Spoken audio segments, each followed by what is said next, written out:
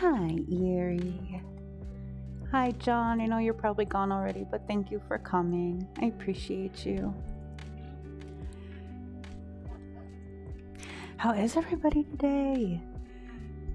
Erie, thank you for coming. John, thank you for coming. Charlie, thank you so much for coming. Today we are going to turn our music down just a tiny bit. There we go. That's fine. Just hiding from the rain. Yeah, I hear that completely. We got freezing rain today. It was very exciting. Charlie had to go out for an appointment and to run some errands and almost got hit while sliding in the middle of an intersection. Thank you, winter. But we're all cozy and home safe now. And we are, I know, it was terrible. Luckily, there are, I think the vast majority of people around here understand that when it's icy, you need to be extra careful. There are some people who think that since we live in South Dakota, we are invincible from everything that has to do with snow. They are incorrect. But luckily, the people that were on the road with him today understand that freezing rain does not make for safe travels. So this evening, we will be continuing with Nathaniel Hawthorne. I found the sequel to the Wonder Book for children, and this is called Tanglewood Tales. If y'all remember, Tanglewood is the name of the house that the children were staying in. And they didn't really make it clear if it was an orphanage or if all the kids are related. I don't really know. It's all about the flowery language with this one. So that is what we are going to dive into. Ice doesn't care how slow you are going when you turn. Exactly. I'm sorry if I insinuated you weren't driving carefully, because I know you were. You're always very careful. So we are at the wayside. Introduction. A short time ago, I was favored by a flying visit from my young friend Eustace Bright, whom I had not before met with sincere quitting the breeze mountains of Berkshire. It being the winter vacation at his college, Eustace was allowing himself a little relaxation. In hope, he told me, of repairing the inroads which severe application to study had made upon his health. And I was happy to conclude from the excellent physical condition in which I saw him that the remedy had already been attended with very desirable success. He had now run up from Boston by the noon train, partly impelled by the friendly regard with which he pleased to honor me, and partly, as soon as I found, on a matter of literary business. It delighted me to receive Mr. Bright, for the first time under a roof, though a very humble one, which I could really call my own. Nor did I fail, as it is custom of landed proprietors all around the world, to parade the poor fellow up and down over 6 acres, secretly rejoicing, nevertheless, that the disarray of the inclement season, and particularly the 6 inches of snow then upon the ground, prevented him from observing the ragged neglect of soil and shrubbery, now which the place had lapsed. It was idle, however, to imagine that an airy guest from Monument Mountain, Bald Summit, and Old Greylock, shaggy with primeval forests, could see anything to admire in my poor little hillside, with its growth of frail, insect-eaten locust trees. Eustace very frankly called the view from my hilltop tame, and so no doubt it was, after rough, broken, rugged, headlong Berkshire, and especially the north parts of the country, with which his college residence had made him so familiar. But to me there was a particular quiet charm in these broad meadows and gentle eminences. They are better than mountains, because they do not stamp and stereotype themselves into the brain, and thus grow wearisome with the same strong impression repeatedly day after day. A few summer weeks among mountains, a lifetime among green meadows and placid slopes, without outlines forever in view, because continually fading out of memory. Such would be my somber choice. I doubt whether Eustace did not internally pronounce the whole thing a bore, until I led him to my predecessor's little ruined rustic summer house midway on the hillside. It is a mere skeleton of slender decaying tree trunks, with neither walls nor a roof, nothing but a tracery of branches and twigs, which the next wintry blast will very likely scatter into fragments along the terrace. It looks and is as evanescent as a dream, and yet in its rustic network of boughs it had somehow enclosed a hint of spiritual beauty, and has become a true emblem of the subtle and ethereal mind that planned it.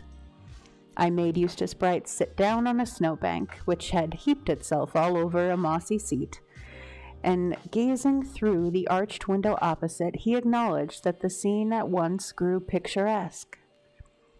"Simple as it looks," said he, "this little edifice seems to be the work of magic.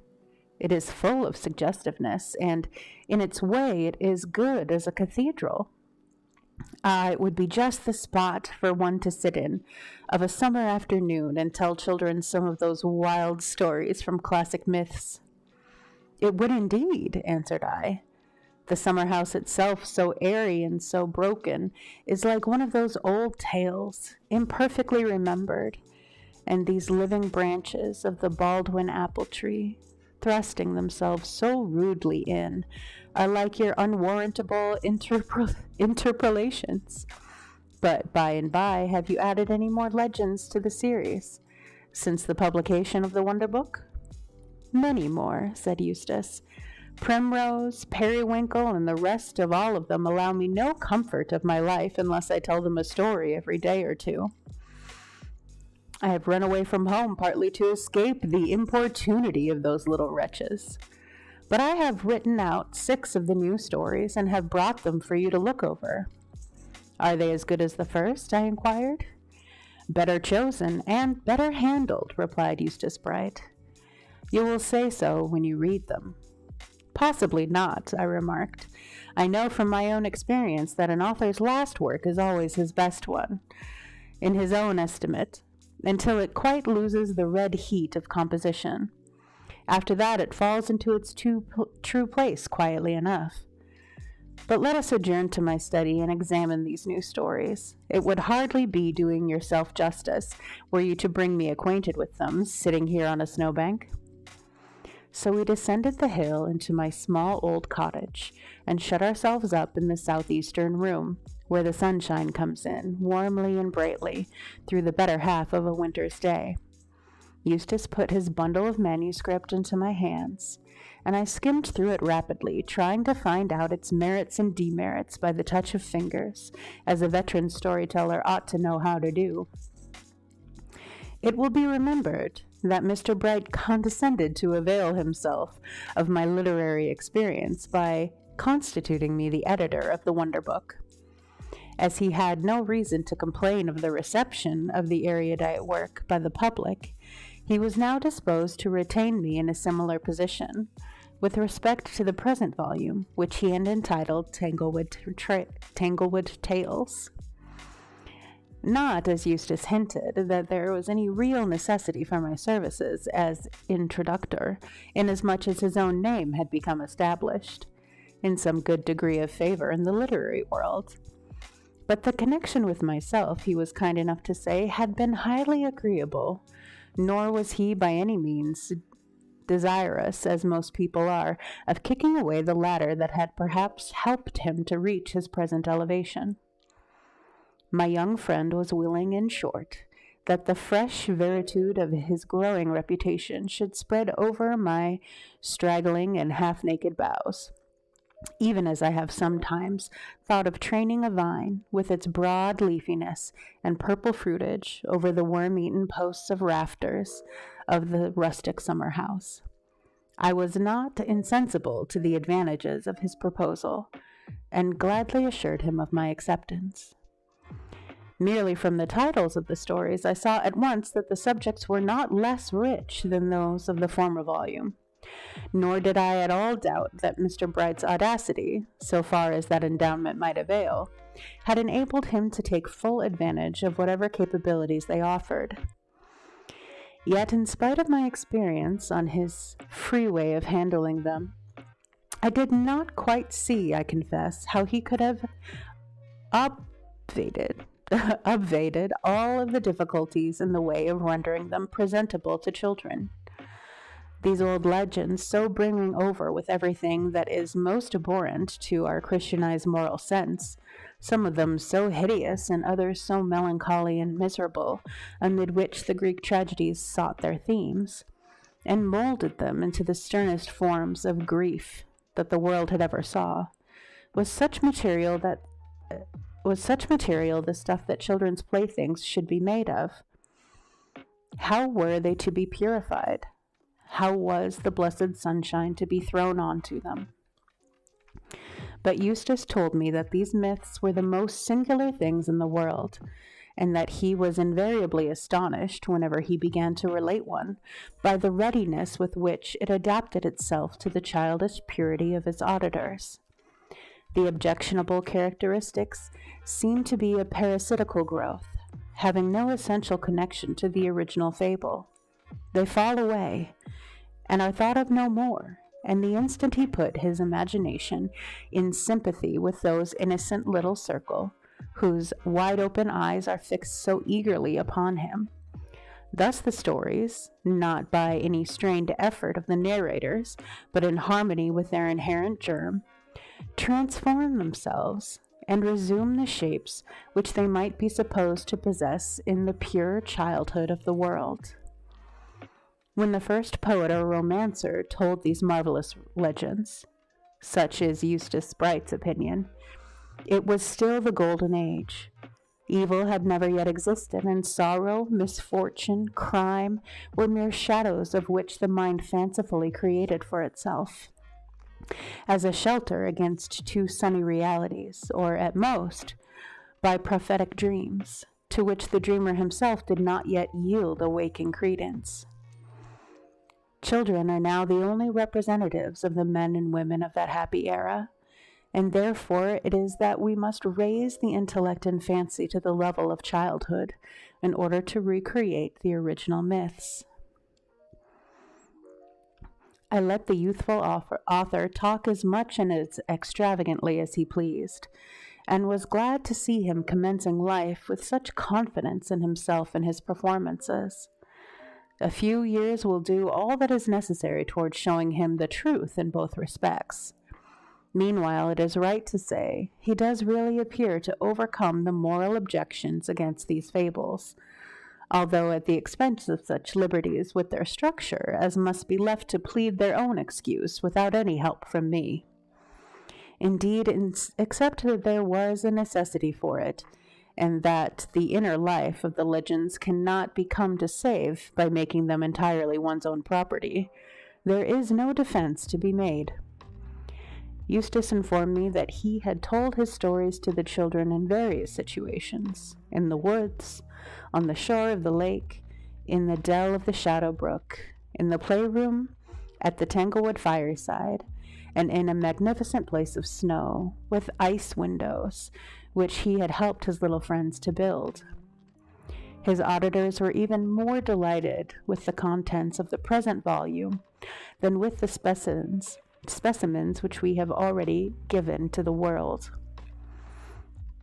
The classically learned Mr. Pringle, too, had listened to 2 or 3 of the tales, and censured them even more bitterly than he did the 3 golden apples. So to that, with praise and with the criticism, Eustace Bright thinks that there is good hope of at least as much success with the public as was the case with the Wonder Book. I made all sorts of inquiries about the children, not doubting that there would be great eagerness to hear of their welfare among some of the good little folks who have written to me to ask for another volume of myths. They are, I am happy to say, unless we except Clover, in excellent health and spirits.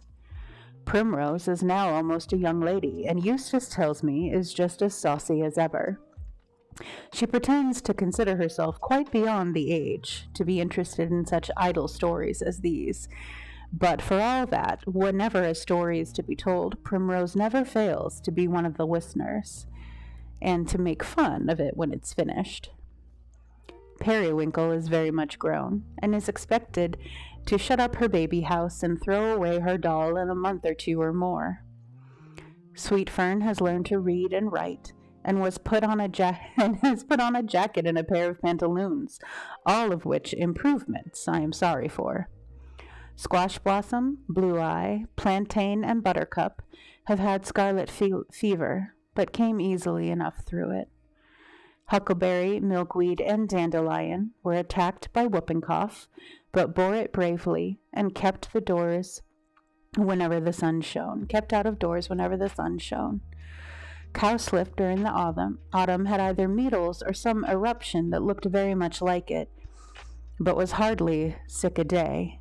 Poor Clover has been a good deal troubled with her second tooth, which have had her meager aspect, and rather fractions in temper, nor even when she smiles is the matter much mended, since it discloses a gap just within her lips, almost as wide as a barn door.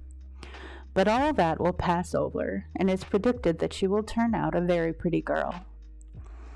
As for Mr. Bright himself, he is now in his senior year at Williams College, and has a prospect of graduating with some degree of honorable distinction at the next commencement. In his oration for his bachelor's degree, he gives me to understand he will treat of the classical myths viewed in the aspect of baby stories, and has a great mind to discuss the expediency of using up the whole of ancient history for the same purpose. I do not know what he means to do with himself after leaving college, but trust that by dabbling so early in the dangerous and seductive business of authorship, he will not be tempted to become an author by profession. If so, I shall be very sorry for the little that I have had to do with the matter in encouraging these first few beginnings. I wish there were any likelihood of my soon seeing Primrose, Periwinkle, Dandelion, Sweet Fern, Clover, Plantain, Huckleberry, Milkweed, Cowslip, Buttercup, Blue Eye, and Squash Blossom again. But as I do not know when I shall revisit Tanglewood, and as Eustace Bright probably will not ask me to edit a third Wonder Book, the public of little folks must not expect to hear any more about these dear children from me. Heaven bless them and everybody else, whether grown people or children.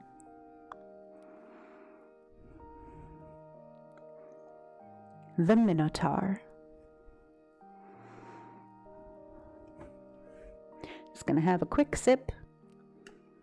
Hope everyone has their tea. I'm cheating, and I have hot chocolate this evening.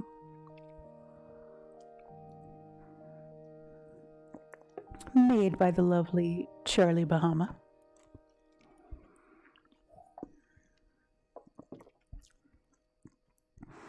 But we must hydrate, y'all. We must hydrate.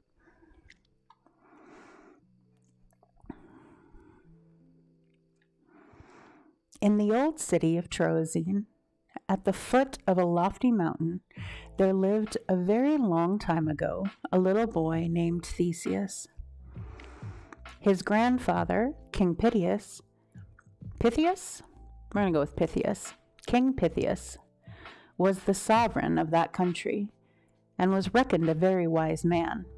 so that Theseus, being brought up in the royal palace, and being naturally a bright lad, could hardly fail of profiting by the old king's instructions. His mother's name was Ethera. As for his father, the boy had never seen him, but from his earliest remembrance, Ethera used to go with little Theseus into a wood, and sitting down upon a moss-grown rock, which was deeply sunken into the earth. Here she often talked with her son about his father, and said he was called Aegeus, and that he was a great king, and ruled over Attica, and dwelt at Athens, which was a famous city as any in the world. Theseus was very fond of hearing about King Aegeus, and often asked his good mother Ethera why he did not come to live with them in Troezen. "Ah, my dear son," answered Ethera with a sigh, "a monarch has his people to take care of. The men and women over whom he rules are in the place of children to him, and he can seldom spare time to love his own children as other parents do. Your father will never be able to leave his kingdom for the sake of seeing his little boy." "Very well, dear mother," asked the boy. "Why can I not go to his famous city of Athens and tell King Aegeus that I am his son?" "That may happen by and by," said Ethera. "Be patient, and we shall see. You are not yet big and strong enough to set out on such an errand." "And how soon shall I be strong enough?" Theseus persisted in inquiring. "You are but a tiny boy as yet," replied his mother. "See if you can lift this rock on which you are sitting." The little fellow had a great opinion of his own strength, so grasping the rough protuberances of the rock, he tugged and toiled amain, and got himself quite out of breath without being able to stir the heavy stone. It seemed to be rooted in the ground. No wonder he could not move it, for it would have taken all of the force of a very strong man to lift it out of its earthly bed. His mother stood looking on, with a sad kind of smile on her lips and in her eyes, to see the zealous and yet puny efforts of her little boy. She could not help being sorrowful at finding him already so impatient to begin his adventures in the world. "You see how it is, my dear Theseus," said she. "You must possess far more strength than now before I can trust you to go to Athens and tell King Aegeus that you are his son. But when you can lift this rock and show me what is hidden beneath it, I promise you my permission to depart." Often and often after this did Theseus ask his mother whether it was time yet for him to go to Athens, and still his mother pointed to the rock, and told him that for years to come he could not be strong enough to move it. And again the rosy-cheeked and curly-haired boy would tug and strain at the huge mass of stone, striving, child as he was, to do what a giant could hardly have done, without taking both of his great hands to the task. Meanwhile, the rock seemed to be sinking farther and farther into the ground. The moss grew over it thicker and thicker, until at last it looked almost like a soft green seat, with only a few gray knobs of granite peeking out. The overhanging trees also shed their brown leaves upon it as often as the autumn came, and at its base grew ferns and wildflowers, some of which crept quite over its surface. To all appearance, the rock was firmly fastened as any other portion of the earth's substance. But difficult as the matter looked, Theseus was now growing up to be such a vigorous youth that, in his own opinion, the time would come quickly when he might hope to get the upper hand of this ponderous lump of stone. "Mother, I do believe it has started," cried he after one of his attempts. "The earth around it is certainly a little cracked." No, child," his mother hastily answered. "It is not possible that you have moved it. Such a boy you still are." Nor would she be convinced, although Theseus showed her the place where he fancied the stem of a flower had been partially uprooted by the movement of the rock. But Aethra sighed and looked disquieted, for no doubt she began to be conscious that her son was no longer a child, and that in a little while hence she must send him forth among the perils and the troubles of the world. It was not more than a year afterwards, when they were again sitting on the moss-covered stone. Aethra had once more told him the oft-repeated story of his father, and how gladly he would receive Theseus at his stately palace, and how he would present him to his countries and the people, and tell them that here was the heir of his dominions. The eyes of Theseus glowed with enthusiasm, and he would hardly sit still to hear his mother speak. "Dear mother Aethra," he exclaimed, "I have never felt half so strong as now. I am no longer a child, nor a boy, nor a mere youth. I feel myself a man. It is now time that I make one earnest trial to remove the stone." "Oh, my dear Theseus," replied his mother, "not yet, not yet." "Yes, mother," he said resolutely, "the time has come." Then Theseus bent himself in good earnest to the task, and strained every sinew with manly strength and resolution. He put his whole brave heart into the effort. He wrestled with the big and sluggish stone as if it had been a living enemy. He heaved, he lifted, and resolved now to succeed or else to perish there, and let the rock be his monument forever. Aethra stood gazing at him and clasped her hands, partly with a mother's pride and partly with a mother's sorrow. The great rock stirred. Yes, it was raised slowly from the bedded moss and earth, uprooting the shrubs and flowers along with it, and turned upon its side. Theseus had conquered. While taking a breath, he looked joyfully at his mother, and she smiled upon him through her tears. "Yes, Theseus," said she, "the time has come, and you must stay no longer at my side. See what King Aegeus, your royal father, left for you beneath the stone, when he lifted it with his manly arms and laid it on the spot whence you have now removed it." Theseus looked and saw that the rock had been placed over a slab of stone, creating a cavity within it, so that it somewhat resembled a roughly made chest or coffer, of which the upper mass had served as the lid.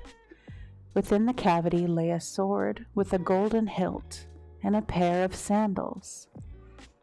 "That was your father's sword," said Aethra, "and those were his sandals. When he went to the king of Athens, he bade me treat you as a child until you prove yourself a man by lifting this stone. That task being accomplished, you are now to put on his sandals in order to follow your father's footsteps, and also gird on his sword, so that you may fight giants and dragons, as King Aegeus did in his youth." "I will set out for Athens this very day," cried Theseus. But his mother persuaded him to stay a day or two longer, while she got ready some necessities and articles for his journey. When his grandfather, the wise King Pythias, heard that Theseus intended to present himself at his father's palace, he earnestly advised him to get on board of a vessel and go by sea, because he might thus arrive within 15 miles of Athens, without either fatigue or danger. "The roads are very bad by land," quoth the venerable king, "and they are terribly infested with robbers and monsters. A mere lad like Theseus is not fit to be trusted on such a perilous journey all by himself. No, Nam, let him go by sea." But when Theseus heard of robbers and monsters, he pricked up his ears, and was so much more eager to take the road along which they were to be met with. On the third day, therefore, he bade a respectful farewell to his grandfather, thanking him for his kindness, and, after affectionately embracing his mother, he set forth with a good many of her tears glistening on his cheeks, and some of the truth must be told that had gushed out of his own eyes. But he let the sun and wind dry them, and walked stoutly on, playing with the golden hilt of his sword and taking very many manly strides in his father's sandals. I cannot stop to tell you hardly any of the adventures that befell Theseus on the road to Athens. It is enough to say that he quite cleared that part of the country of the robbers about whom King Pythias had been so much alarmed. One of these bad people was named Procrustes, and he was indeed a terrible fellow, and had an ugly way of making fun of the poor travelers who happened to fall into his clutches. In his cavern he had a bed on which, with great pretense of hospitality, he invited his guests to lie down. But if they happened to be shorter than the bed, this wicked villain stretched them out by main force, or if they were too long, he lopped off their heads or feet, and laughed at what he had done as an excellent joke. Thus, however wary a man might be, he never liked to lie in the bed of Procrustes. Another of these robbers, named Cineas, we'll go with Cineas, must likewise have been a very great scoundrel. He was in the habit of flinging his victims off a cliff into the sea, and in order to give him exactly his deserts, Theseus tossed him off the very same place. But if you will believe me, the sea would not pollute itself by receiving such a bad person into its bosom, neither would the earth, having once gotten rid of him, consent to take him back, so that between the cliff and the sea Cineas stuck fast in the air, which was forced to bear the burden of his naughtiness. After these memorable deeds, Theseus heard an enormous sow, which ran wild, and was the terror of all farmers round about. And as he did not consider himself above doing a good thing that came his way, he killed this monstrous creature, and gave the carcass to the poor people for bacon. The great sow had been an awful beast, while ramping about in the woods and fields, but was a pleasant object enough when cut up into joints, smoking, and I know not how many dinner tables. That one's hard. Smoking on I know not how many dinner tables. There we go. We did it. We got there in the end.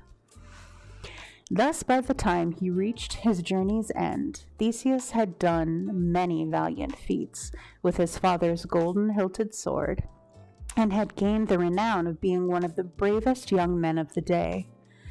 His fame traveled faster than he did, and reached Athens before him.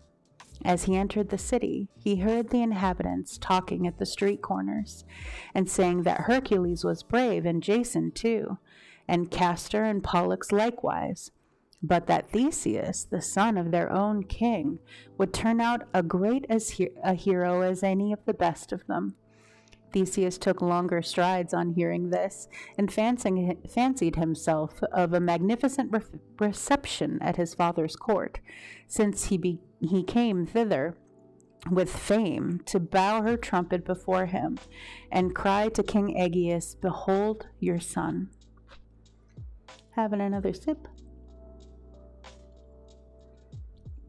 Remember to hydrate, everyone.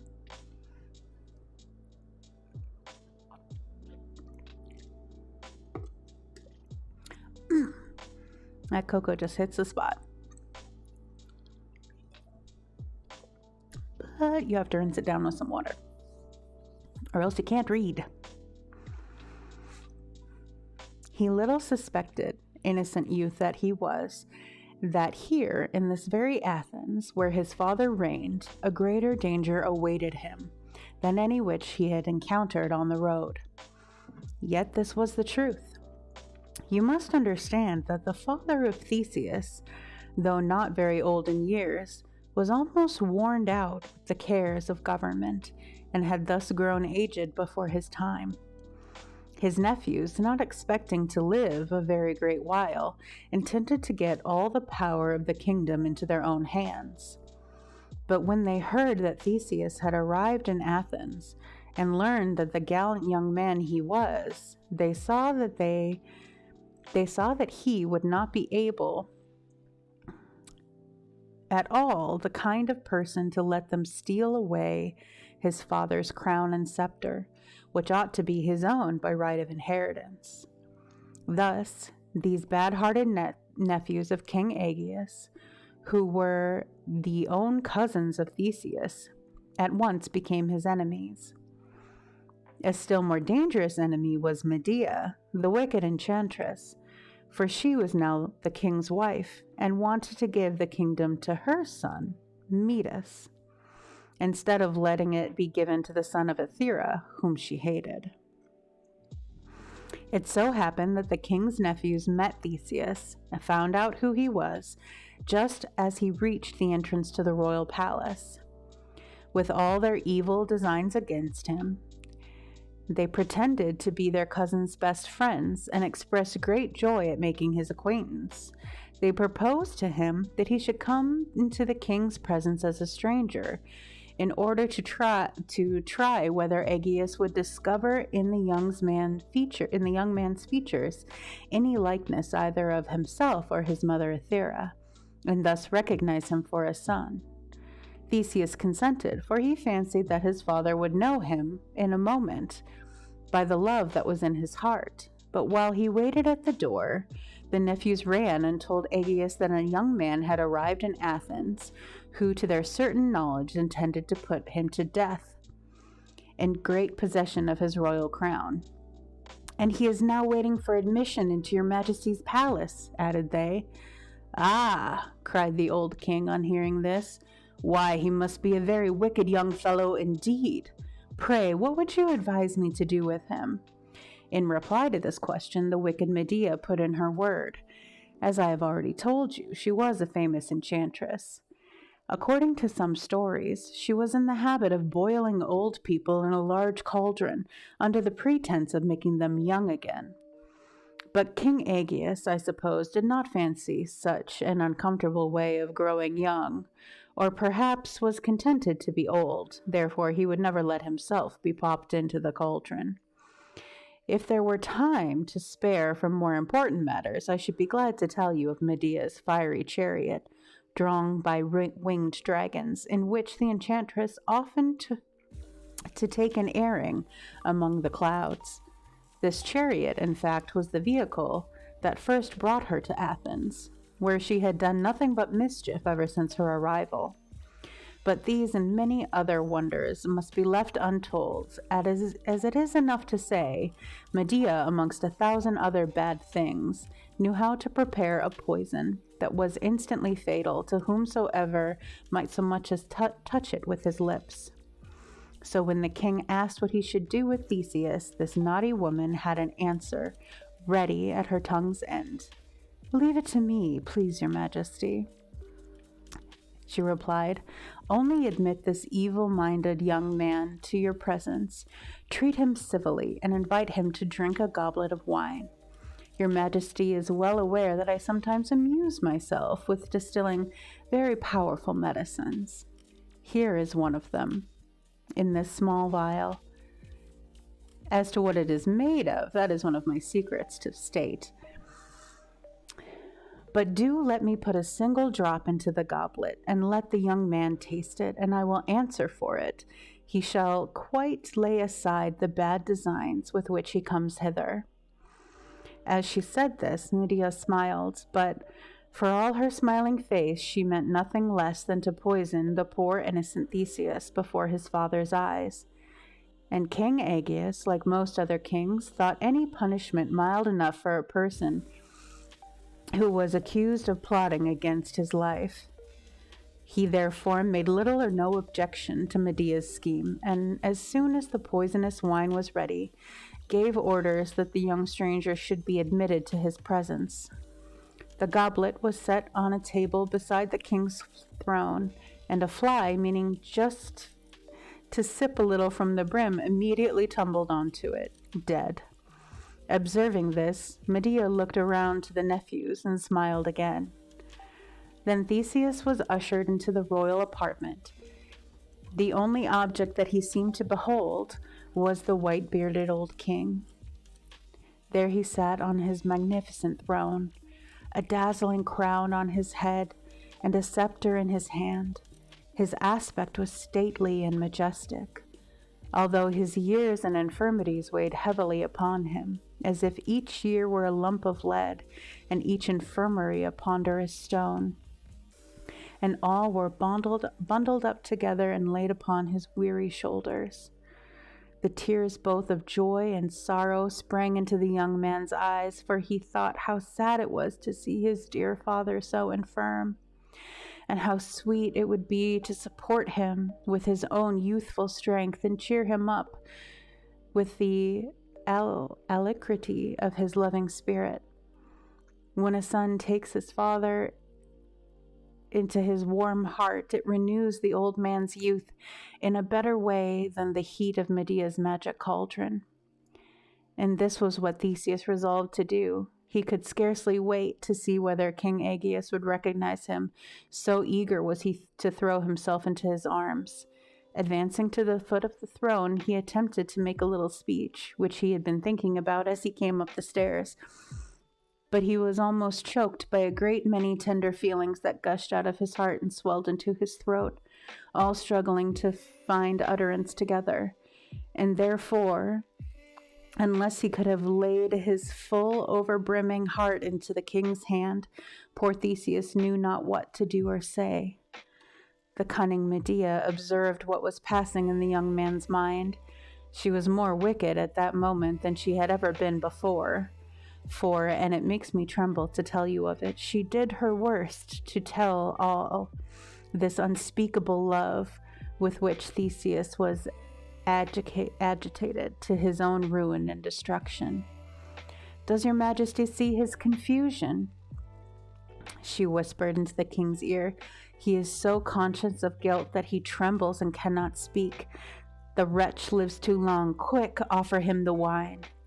Now King Aegeus had been gazing earnestly at the young stranger as he grew nearer to the throne.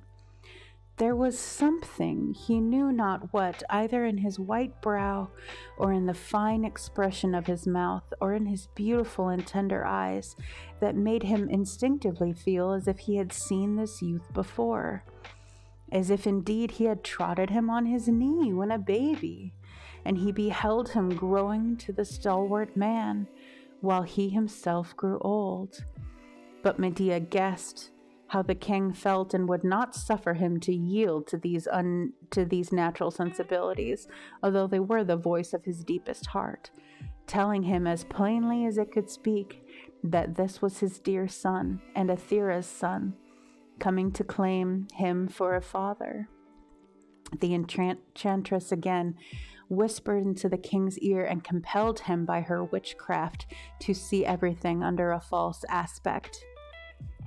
He made up his mind, therefore, to let Theseus drink of the poisoned wine. "Young man," said he, "you are welcome. I am proud to show you hospitality to such a heroic youth.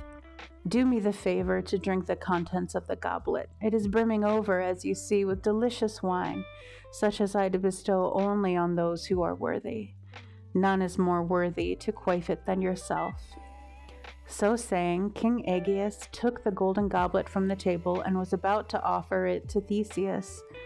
But partly through his infirmities, and partly because it seemed so sad a thing to take away this young man's life, however wicked he may be, and partly, no doubt, because his heart was wiser than his head, and quaked within at the thought of what he was going to do. For all of these reasons, the king's hand trembled so much that a great deal of the wine slopped over. In order to strengthen his purpose, and fearing lest the whole of the precious poison should be wasted, one of his nephews now whispered to him, "Has your majesty any doubt of his guilt? There is the very sword with which he meant to slay you. How sharp, bright, and terrible it is! Quick, let him taste of the wine, or perhaps he may do the deed even yet." At these words, Aegeus drove every thought and feeling out of his breast, except the one idea of how justly The young man deserved to be put to death. He sat erect on his throne and held out the goblet of wine with a steady hand and bent on Theseus a frown of a kingly severity, for, after all, he had too noble a spirit to murder even a treacherous enemy with a deceitful smile upon his face. "Drink," said he, in a stern tone with which he was wont to condemn a criminal to be beheaded. "You have well deserved me such wine as this." Theseus held out his hand to take the wine, but before he touched it, King Aegeus trembled again. His eyes had fallen on the gold-hilted sword that hung at the young man's side. He drew back the goblet. "That sword!" he cried. "How came you by it?" "It was my father's sword," replied Theseus with a tumultuous voice, "and these are his sandals. My dear mother, whose name is Ethera, told me his story while I was yet a little child. But it is only a month since I grew strong enough to lift the heavy stone and take the sword and sandals from beneath it and come to Athens to seek my father." "My son! My son!" cried King Aegeus, flinging away the fatal goblet and tottering down from the throne to fall into the arms of Theseus. "Yes, these are Ethera's eyes. It is my son." I had quite forgotten what became of the king's nephews, but when the wicked Medea saw this new turn of affairs, she hurried out of the room and, going to her private chamber, lost no time in setting her enchantments at work. In a few moments she heard a great noise of hissing snakes outside the chamber window, and behold, there was her fiery chariot and 4 huge winged serpents wriggling and twisting in the air, flourishing their tails higher to the top of the palace, and all ready to set off on an aerial journey. Medea stayed only long enough to take her son with her and to steal the crown jewels, together with the king's best robes and whatever other valuable things she could lay her hands on. And getting into the chariot, she whipped up the snakes and ascended high over the city. The king, hearing the hiss of the serpents, scrambled as fast as he could to the window and bawled out to the abominable enchantress to never come back. The whole people of Athens, too, who had run out of the doors to see this wonderful spectacle, set up a shout of joy at the prospect of getting rid of her. Medea, almost bursting with rage, uttered precisely such a hiss as one of her snakes, only 10 times more venomous and spiteful, and glaring fiercely out of the blaze of the chariot, she shook her hands over the multitude below as if she were scattering a million curses among them. In doing so, however, she unintentionally let fall about 500 diamonds, of at first water, together were 1,000 great pearls, and 2,000 emeralds, rubies, sapphires, opals, and topazes, to which she had helped herself from the king's strongbox. All of these came pelting down like a shower of many-colored hailstones upon the heads of grown people and children, who forthwith gathered them up and carried them back to the palace. But King Aegeus told them that they were welcome to the whole, and to twice as many more if he had them, for the sake of his delight at finding his son and losing the wicked Medea. And indeed, if you had seen how hateful was her last look as the flaming chariot flew upward, you would not have wondered that both the king and the people should think her departure a good riddance. And now Prince Theseus was taken into great favor by his royal father. The old king was never weary of having him sit beside him on his throne, which was quite wide enough for 2.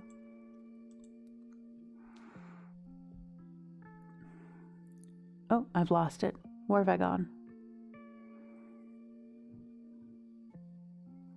Okay. And of hearing him tell about his dear mother and his childhood and his many boyish efforts to lift the ponderous stone. Theseus, however, was much too brave and active a young man to be willing to spend all of his time in relating things which had already happened. His ambition was to perform other and more heroic deeds, which should be better worth telling in prose and verse. Nor had he been long in Athens before he caught and chained a terrible mad bull and made a public show of him, greatly to the wonder of the admiration of the king Aegeus and his subjects. But pretty soon he undertook an affair that made all of his foregone adventures seem like mere boys' play. The occasion was one that follows. And we take another sip.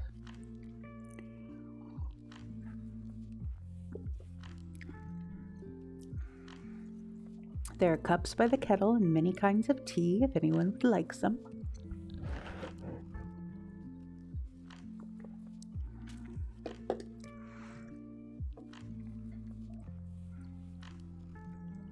And the hot chocolate's in the cupboard beneath. We only take it out for special occasions, but if you decide it's a special occasion, it's a special occasion.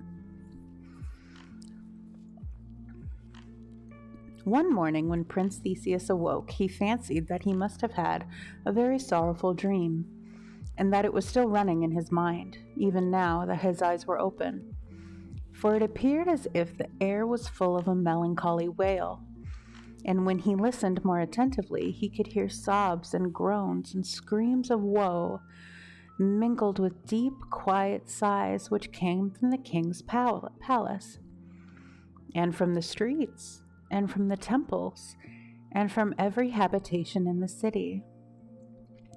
And all of these mournful noises, issuing out of thousands of separate hearts, united themselves into one great sound of affliction, which had startled Theseus from slumber. He put on his clothes as quickly as he could, not forgetting his sandals and gold-hilted sword, and hastened to the king, and inquired what it all meant. "Alas, my son," quoth King Aegeus, heaving on a long sigh, "here is a very lamentable matter in hand. This is the woefulest anniversary in the whole year. It is the day when we annually draw lots to see which of the youths and maidens of Athens shall go to be devoured by the horrible Minotaur." "The Minotaur!" exclaimed Prince Theseus, and, like a brave young prince as he was, he put his hand on the hilt of the sword. "What kind of monster may that be? Is it not possible, at the risk of one's own life, to slay him?" But King Aegeus shook his venerable head, and to convince Theseus that it was quite a hopeless chase, gave him an explanation of the whole affair. It seems that in the island of Crete there lived a certain dreadful monster, called a Minotaur, shaped partly like a man and partly like a bull, and was altogether such a hideous sort of creature that it is really disagreeable to think of him. If he were suffered to exist at all, it should have been on some desert island, or in the duskiness of some deep cavern, where nobody would ever be tormented by his abominable aspect. But King Minos, who reigned over Crete, laid out a vast deal of money in building a habitation for the Minotaur, and took great care of his health and comfort, merely for mischief's sake. A few years before his time, there had been a war between the city of Athens and the island of Crete, in which the Athenians were beaten and compelled to beg for peace. No peace could they obtain, however, except on condition that they would send 7 young men and 7 maidens every year to be devoured by the pet monster of the cruel king Minos. For 3 years past, this grievous calamity had been borne, and the sobs and groans and shrieks with which the city was now filled were caused by the people's woe, because the fatal day had come again, when 14 victims were to be chosen by lot, and the old people feared lest their sons or daughters might be taken, and the youths and damsels dreaded lest they themselves might be destined to the glut of the ravenous maw of the detestable man-brute. But when Theseus heard the story, he straightened himself up so that he seemed taller than ever before. And as for his face, it was indignant, despiteful, bold, tender, and compassionate, all in one look. Let the people of Athens this year draw lots for only 6 young men instead of 7, said he. I will myself be the 7th, and let the Minotaur devour me if he can. Oh, my dear son, cried King Aegeus, why should you expose yourself to this horrible fate? You are a royal prince and have a right to hold yourself above the destinies of common men. It is because I am a prince, your son, and the rightful heir to your kingdom that I freely take upon me the calamity of your subjects, answered Theseus. And you, my father, being king over this people and answerable to heaven for their welfare, are bound to sacrifice what is dearest to you, rather than the son or daughter of the poorest citizen should come to any harm. The old king shed tears, and besought Theseus not to leave him desolate in his old age, more especially as he had but just begun to know the happiness of possessing a good and valiant son. Theseus, however, felt that he was in the right, and therefore would not give up his resolution. But he reassured his father that he did not intend to be eaten up unresistingly, like a sheep, and that if the Minotaur devoured him, it should not be without a battle for his dinner. And finally, since he could not keep it, King Aegeus consented to let him go. So a vessel was got ready and rigged with black sails, and Theseus with 6 other young men and 7 tender and beautiful damsels came down to the harbor to embark. A sorrowful multitude accompanied them to the shore. There was the poor old king, too, leaning on his son's arm and looking as if his single heart held all the grief of Athens. Just as Prince Theseus was going on board, his father bethought himself of one last word to say. My beloved son, he said, grasping the prince's hand, you observe that the sails of the vessel are black, as indeed they ought to be, since it goes upon a voyage of sorrow and despair. Now being weighed down with infirmities, I know not whether I can survive till the vessel shall return. But as long as I do live, I shall creep daily to the top of yonder cliff to watch if there be a sail upon the sea.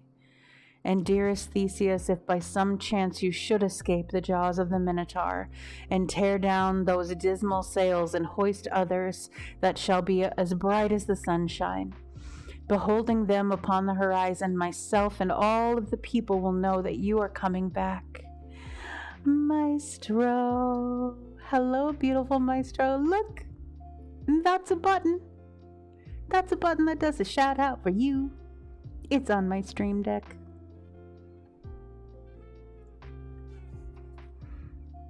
How are you, my lovely?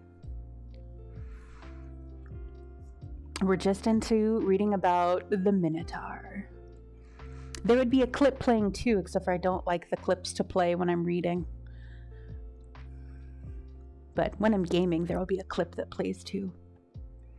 Hopefully the Batman clip, because it's my favorite. Oh, I'm so glad you've been lurking. I hope it's fun. Oh, I'm well.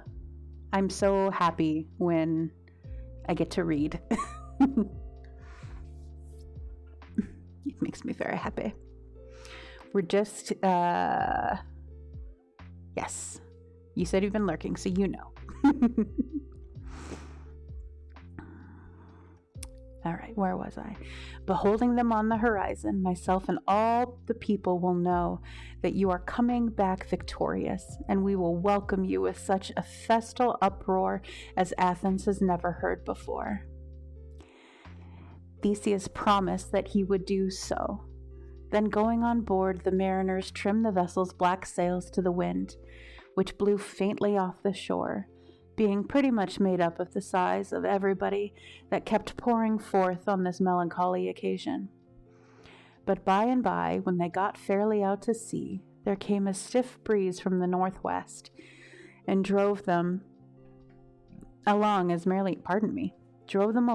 merrily over the white-capped waves as if they had been going on the most delightful errand imaginable.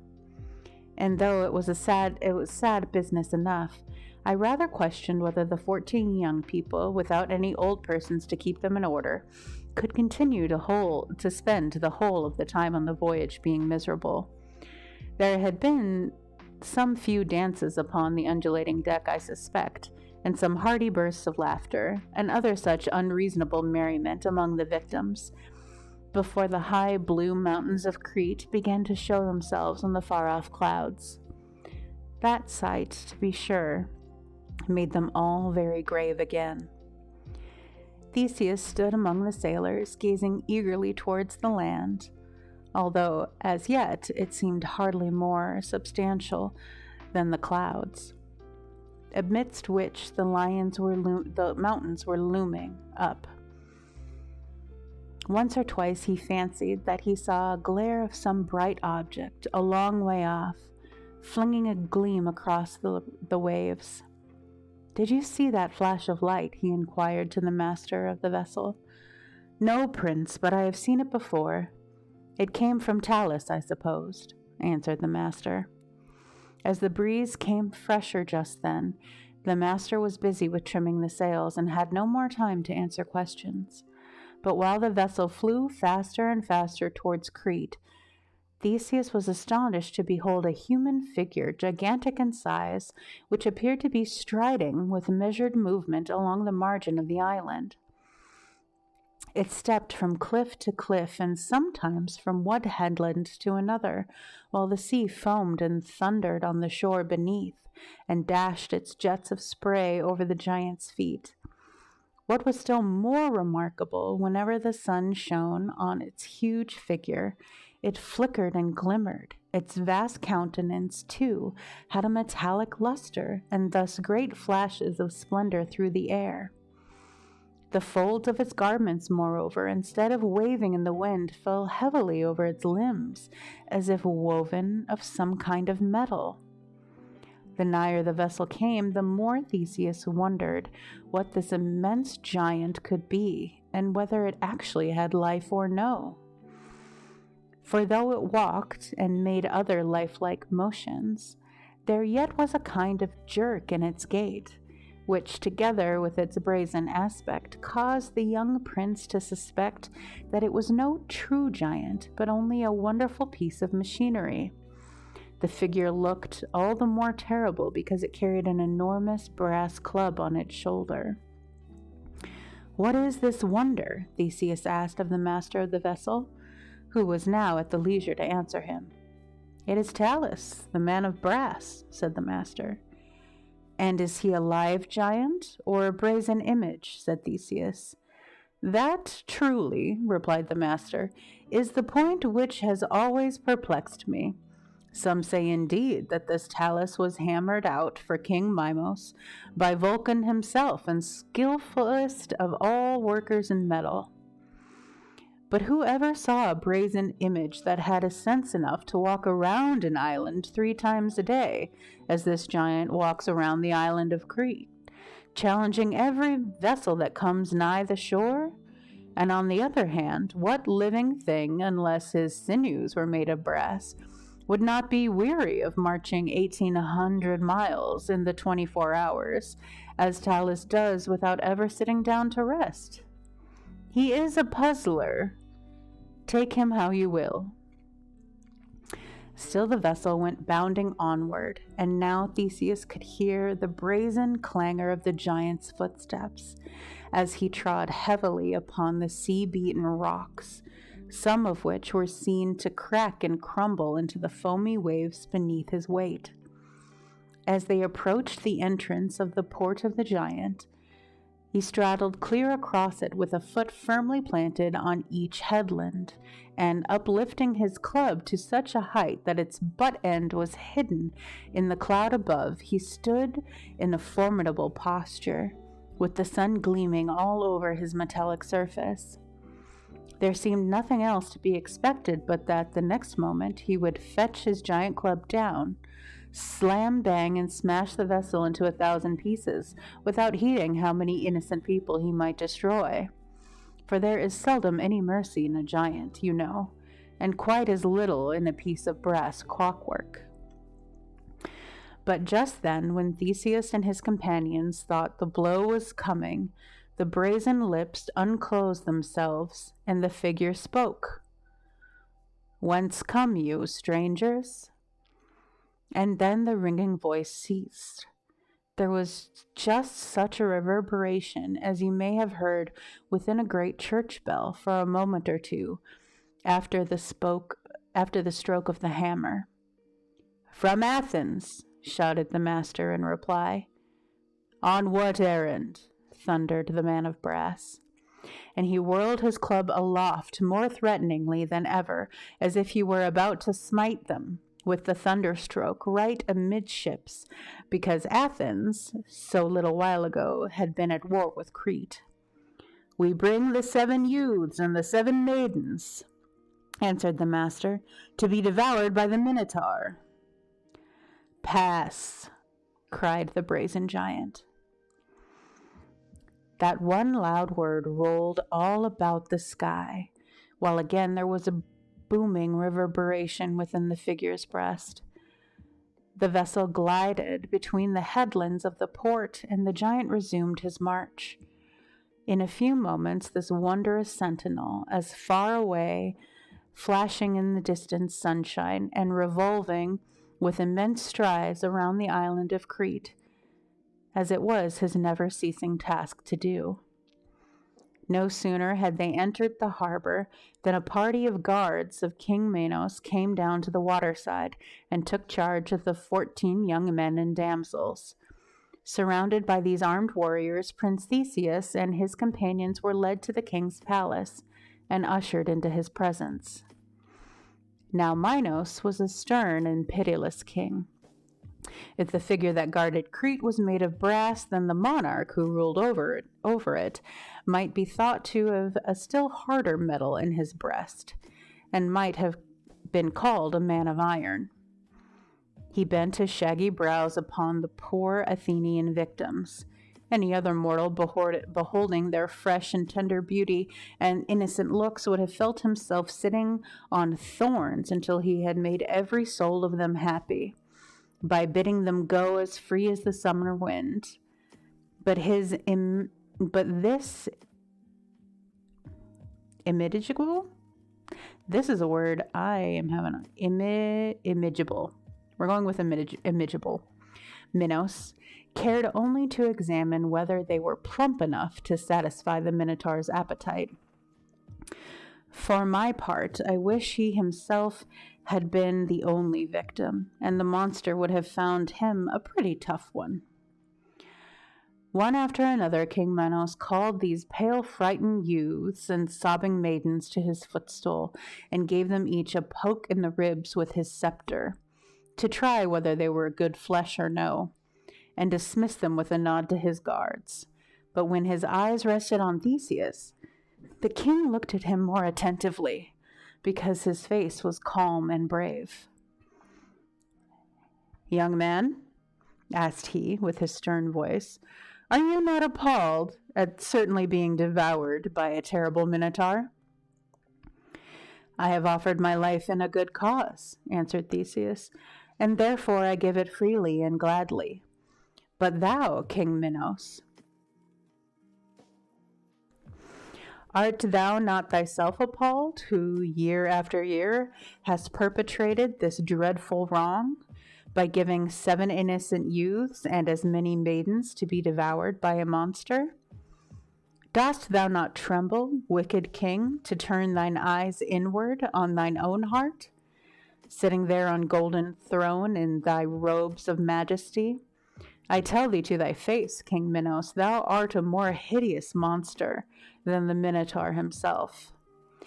Ah, you think me so, cried the king, laughing in his cruel way.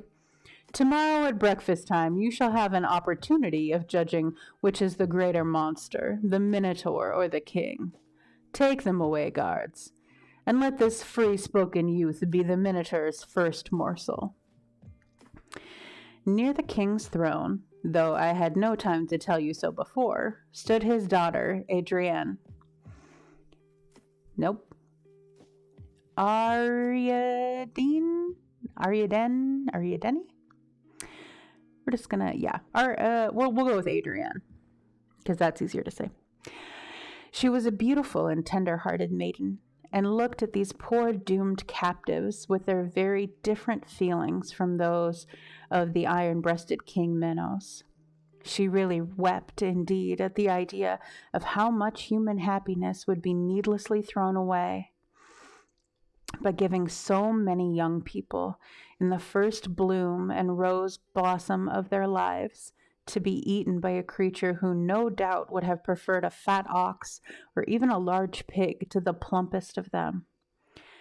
And when she beheld the brave, spirited figure of Prince Theseus bearing himself so calmly in this terrible peril, she grew 100 times more pitiful than before. As the guards were taking him away, she flung herself at the king's feet and besought him to set all of the captors free, especially this one young man. Resetting the music. Peace, foolish girl, answered King Minos. What hast thou to do with an affair like this? It is a matter of state policy, and therefore quite beyond thy weak comprehension. Go water thy flowers, and think no more. Ooh, we're loading. Go water thy flowers. It's a grumpy guess, isn't he? I hope he dies.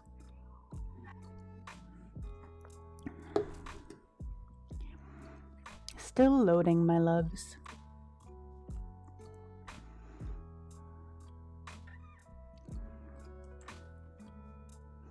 Please load.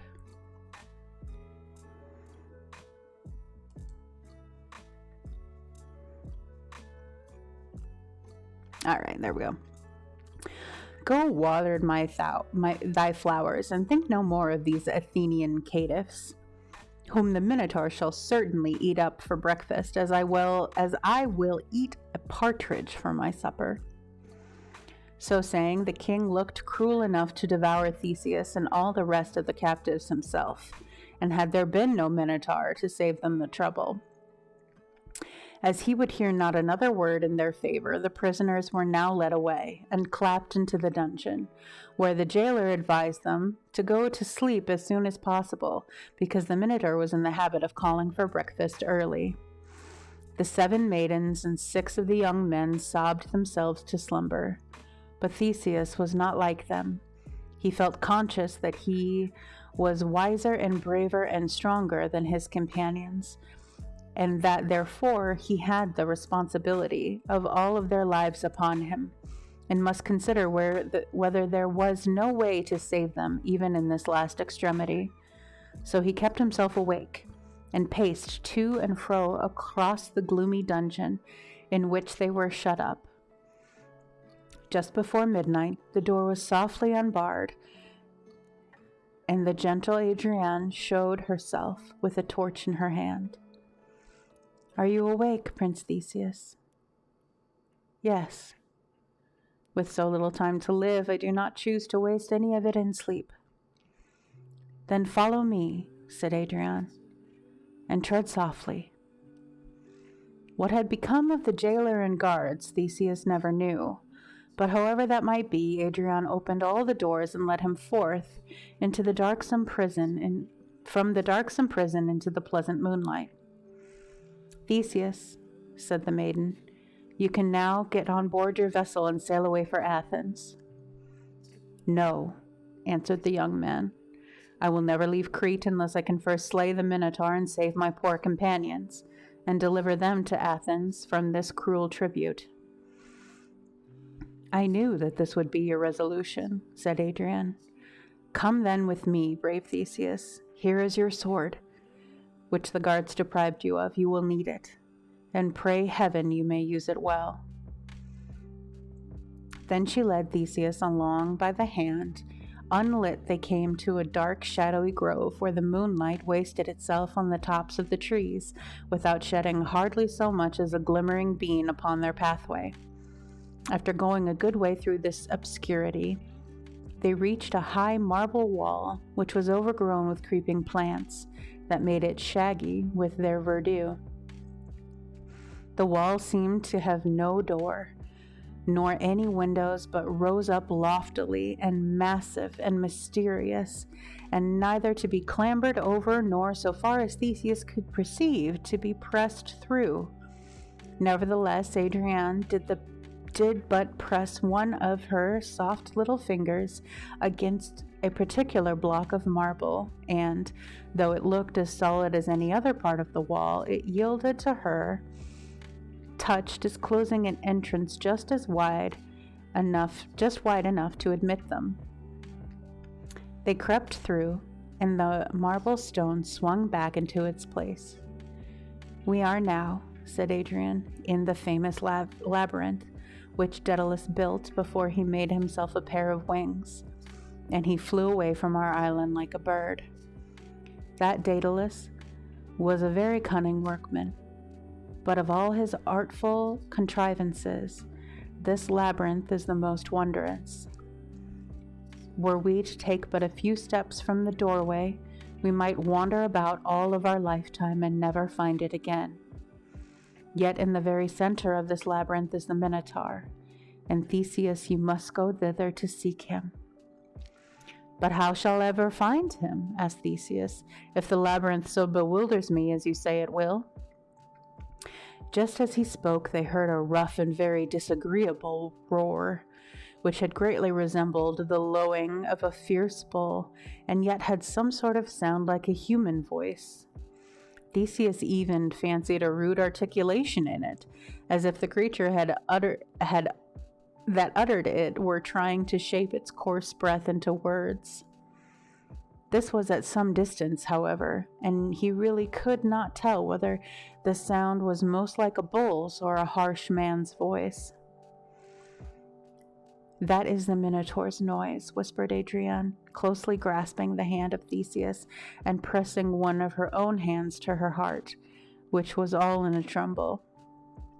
You must follow that sound through the windings of the labyrinth, and by you will find him. Stay, take the end of this silken string, and I will hold the other end, and then you will win the victory. It will lead you again to this spot. Farewell, brave Theseus. So the young man took the end of the silken string in his left hand, and his gold-hilted sword ready and drawn from his scabbard in the other, and trod boldly into the inscrutable labyrinth. How this labyrinth was built is more than I can tell you, but so cunningly contrived a maze was never seen in the world before or since.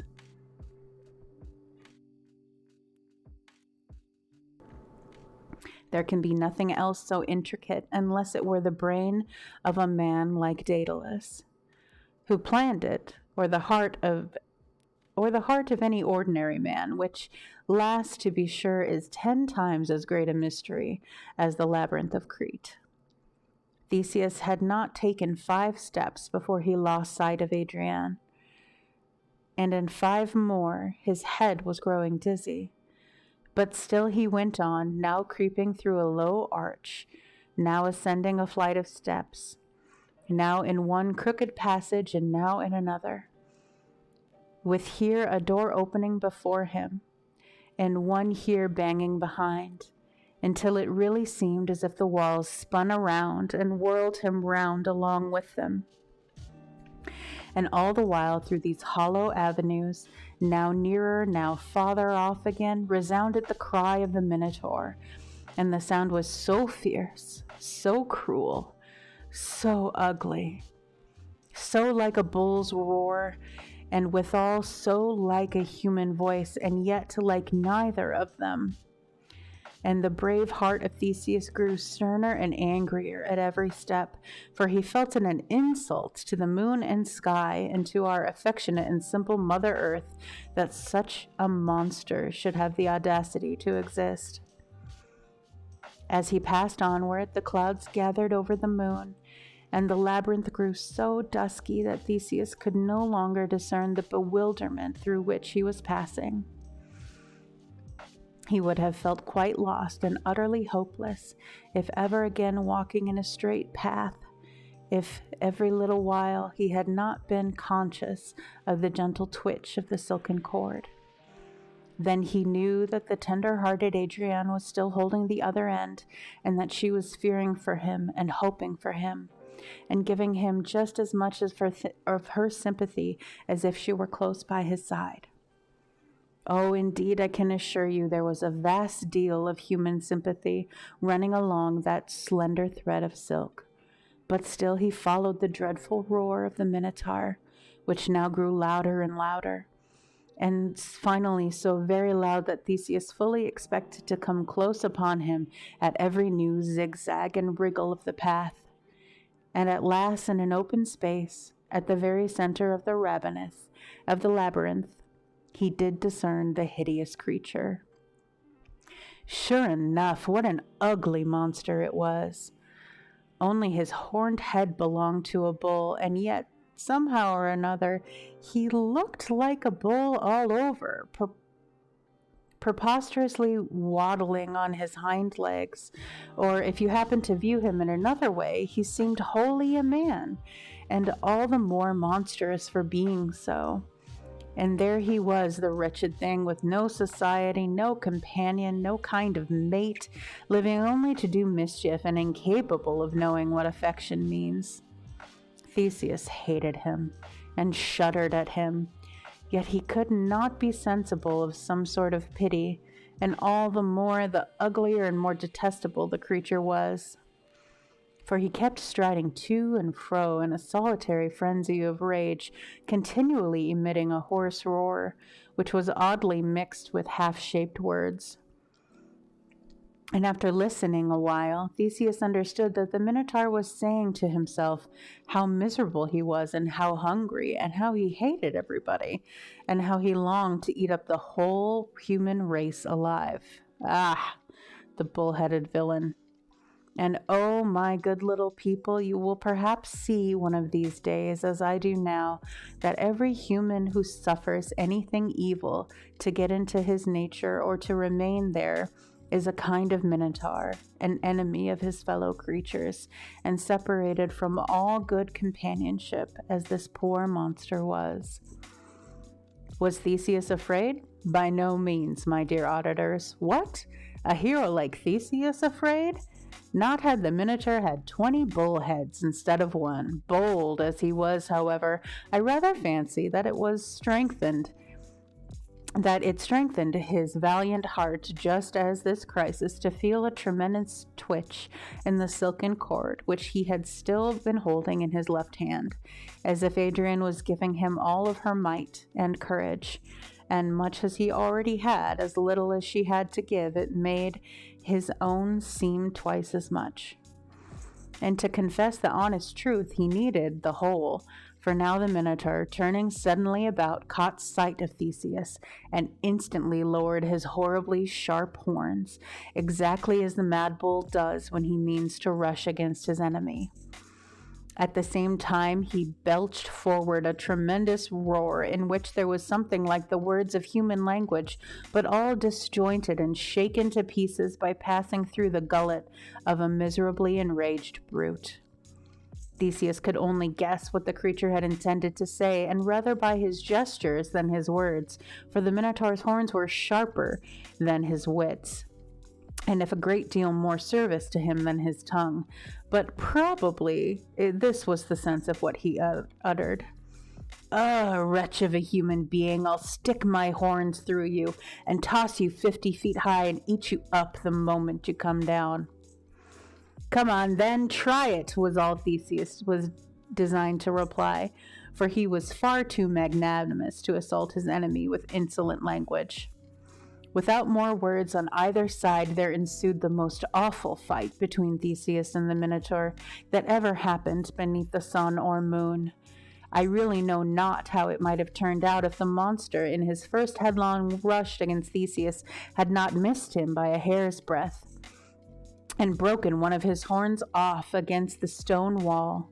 On this mishap he bellowed so intolerably that part of the labyrinth tumbled down, and all the inhabitants of Crete mistook the noise for an uncommonly heavy thunderstorm. Smarting with the pain, he galloped around the open space in so ridiculous a way that Theseus laughed at it long afterwards, though not precisely at that moment. After this, the two antagonists stood valiantly up to one another and fought sword to horn for a long while. At last the Minotaur made a run at Theseus and grazed his left side with his horn and flung him down, and thinking that he had stabbed him into the heart, he cut a great caper in the air, opened his bull mouth from ear to ear, and prepared to snap his head off. But Theseus by this time had leapt up, caught the monster off guard, and fetching his sword to stroke at him with all of his force, he hit him fair upon the neck and made his bull head skip 6 yards from his human body, which fell down flat upon the ground. So now the battle had ended. Immediately the moon shone out as brightly as if all the troubles of the world and all the wickedness and ugliness that infest human life were past and gone forever. And Theseus, as he leaned on his sword, taking breath, felt another twitch of the silken cord, for all through the terrible encounter he had held it fast in his left hand. Eager to let Adrian know of his success, he followed the guidance of the thread and soon found himself at the entrance of the labyrinth. "Thou hast slain the monster," cried Adrian, clasping her hands. "Thanks to thee, dear Adrian," Theseus answered, "I return victorious." "Then," said Adrian, "we must quickly summon thy friends and get them and thyself on board the vessel before dawn. If morning finds thee here, my father will avenge the Minotaur." To make my story short, the poor captives were awakened, and hardly knowing whether or not it was a joyful dream, were told of what Theseus had done, and that they must set sail for Athens before daybreak. Hastening down to the vessel, they all clambered on board, except Prince Theseus, who lingered behind them on the strand, holding Adrian's hand clasped in his own. "Dear maiden," he said, thou wilt surely go on with us. Thou art too gentle and sweet a child for such an iron-hearted father as this king.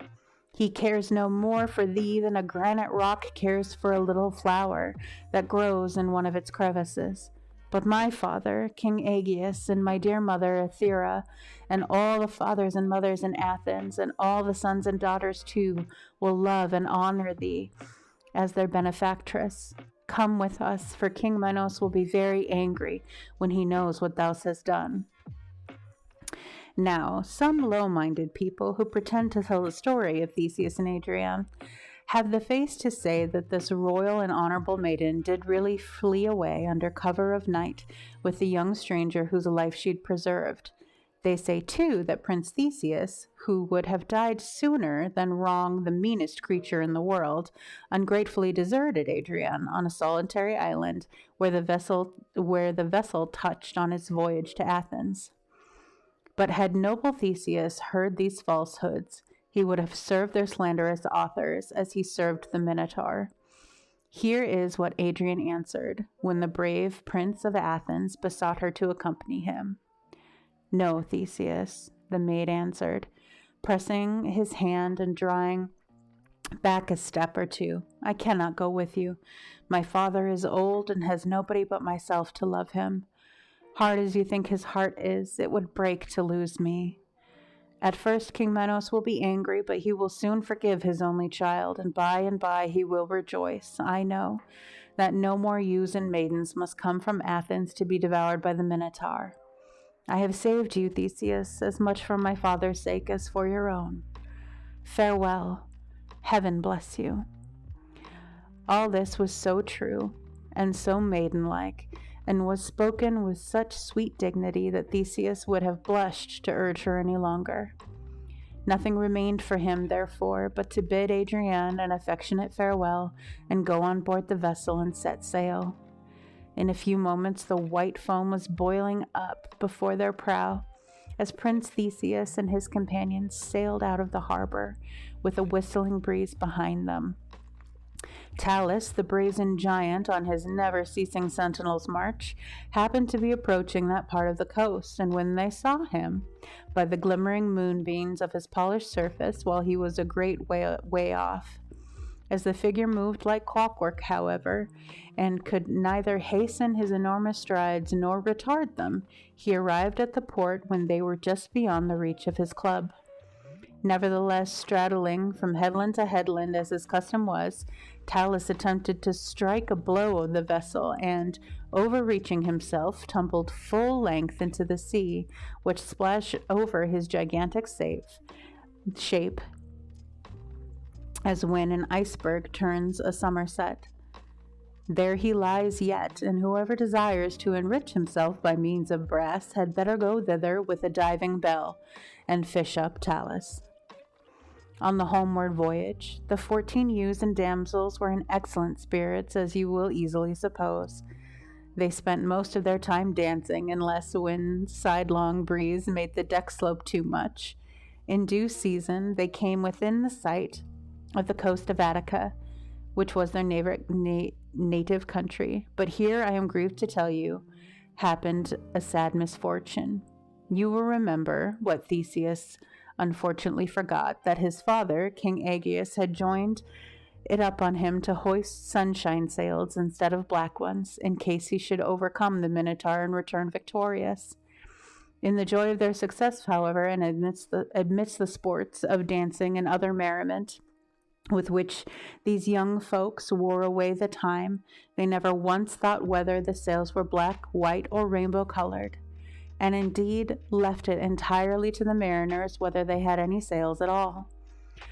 Thus the vessel returned like a raven with the same sable wings that had wafted her way, but poor King Aegeus, day after day, infirm as he was, had clambered up the summit of a cliff to the overhang of the sea, and sat there watching for Prince Theseus, homeward bound, and no sooner did he behold the fatal blackness of the sails than he concluded that his dear son he had loved so much and felt so proud had been eaten by the Minotaur. He could not bear the thought of living any longer, so first flinging his own crown and scepter into the sea, useless baubles as they were to him now, King Aegeus merely stooped forward and fell headlong over the cliff, and drowned, poor soul, at the waves that foamed at its base. This was melancholy news for Prince Theseus, who, when he stepped ashore, found himself king of all the country, whether he would or no, and such a turn of fortune was enough to make any young man feel very much out of spirits. However, he sent for his dear mother to Athens, and by taking her advice in matters of state, became a very excellent monarch, and was greatly beloved by his people.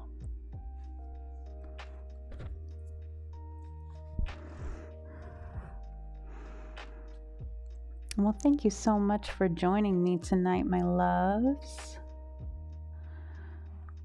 That's the end of our story for this evening. And let's see if we can find anybody. See if we can see anybody doing anything. Why don't we go say hi to Dee?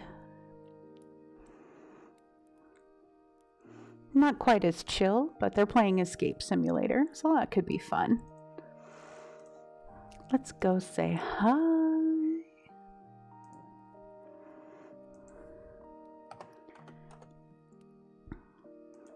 Okay, we will pick up with the next story next time. Thank you so much for hanging out with me tonight, and I hope you have a lovely evening.